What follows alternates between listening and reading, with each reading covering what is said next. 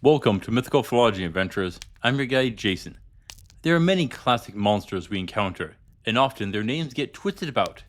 This is rampant in video games, and one of the most common is the Ghoul.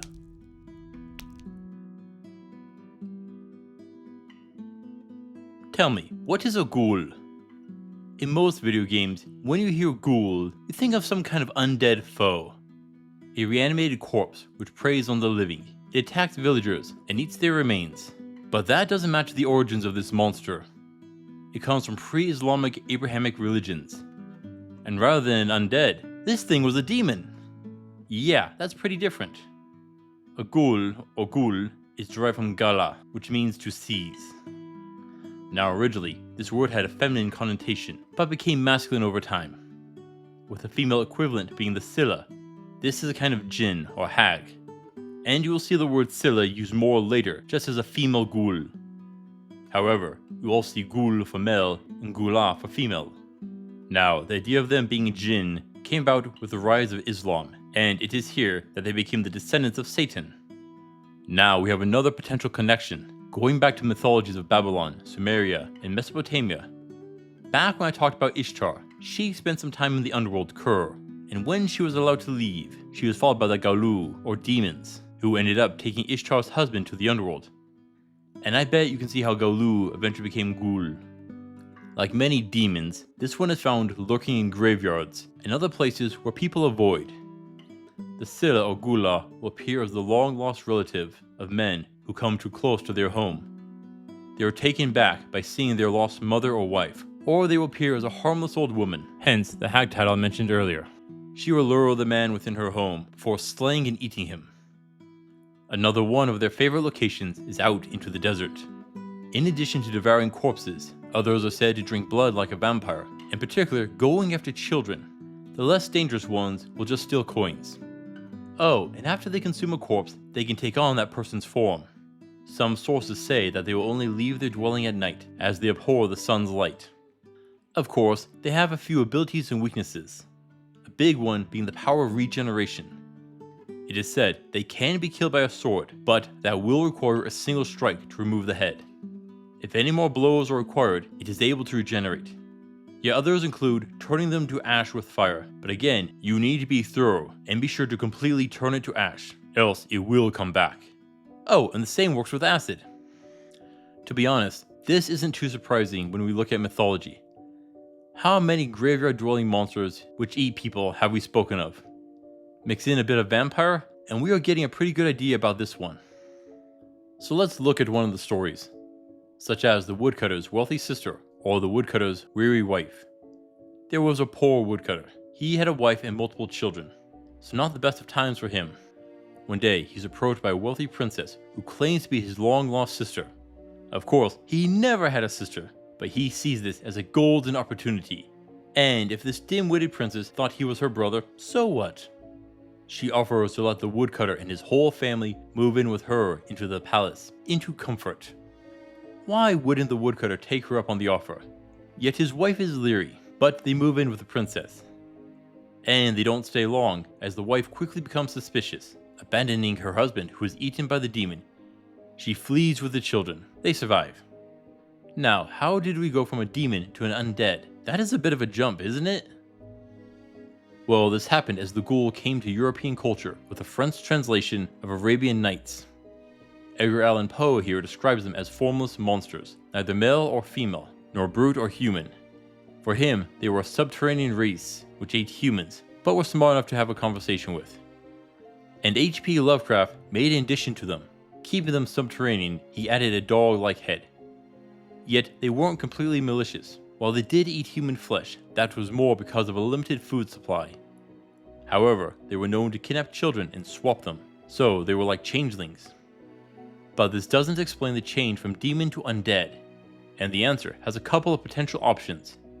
And for a rare change, this doesn't seem to come from Tolkien, but instead from the second largest inspiration for modern fantasy, and that is Dungeons & Dragons, where they are listed as an undead. So why the change? Well, it would seem that they didn't want this to be a weak demon. Yeah, they aren't all that strong compared to many of the other demons and devils we find in D&D. In addition, it offers an additional variation of the undead you can deal with in a game. Now with many games, they give the ghoul a poison or disease effect with its bite. Since this is a carrion animal, it would be more similar to animals like the Komodo dragon, who have such an unclean mouth that their bites cause massive infections. Of course, the original version is a demon, so it having a venom isn't that far removed.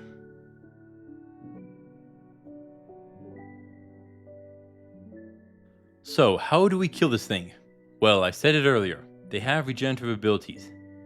That means we are at a place where overkilling is the minimum. One swing, one kill. Turn it completely to ash. Fully dissolve it in acid. Bring out your full force. We can actually remove a few weapons right away. The first are daggers. They are too small and short that it is highly unlikely to remove the head in one shot. Maces are going to be a question. Although the stories say it needs to be decapitated, and a mace tends to splatter and are likely to take multiple strikes. Unless you are using a stupidly massive mace. But then you probably can't lift it, and it will be too unwieldy in a fight. Sadly, spears are also out. Great for thrusting attacks, but we need a hack or a slashing attack, not a piercing attack. And this also means bows and arrows are out.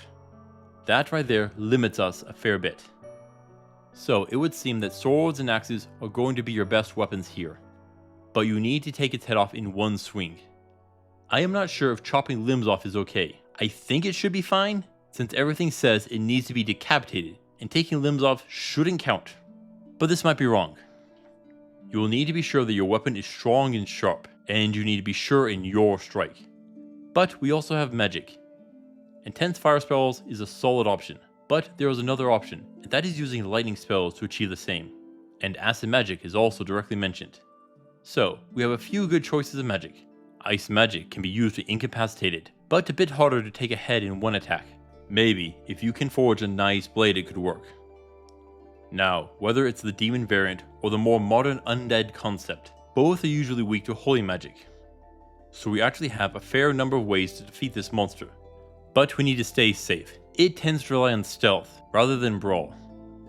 So we need to be observant. It takes the form of people who have died, so if your dead mother shows up, it's probably not her. The real problem is if it takes the form of someone who is missing. Or it is some long lost relative. If it sounds too good to be true, it probably is. While information on its combat abilities are scarce, I would expect some claws since it can dig well. That means you will want armor. If it can break bones with a bite, plate might be the best. There are a few other things to pay attention to. Namely, the battle will likely be at night and in remote areas. This can make finding them difficult. You'll need light spells and others to help you see, but you should be able to handle it. There is one small option. We have one tale about one having a palace and tricking the man to move into it. Either it had a house for him to move into, or it created the illusion of a house. If that last one is true, then its shape-shifting abilities can influence its surroundings. If this is the case, be sure to include some counterspells and ways to remove illusions. Overall, this is a fight where you need to focus on realizing that it is present before the fight begins. If you can do that, you will gain the advantage. And why I'm going to give the ghoul a 4/10 for difficulty. So long as you don't do anything stupid, and don't get caught in a surprise attack, you'll win. The real difficulty is being sure that it stays dead. So overkilling is recommended.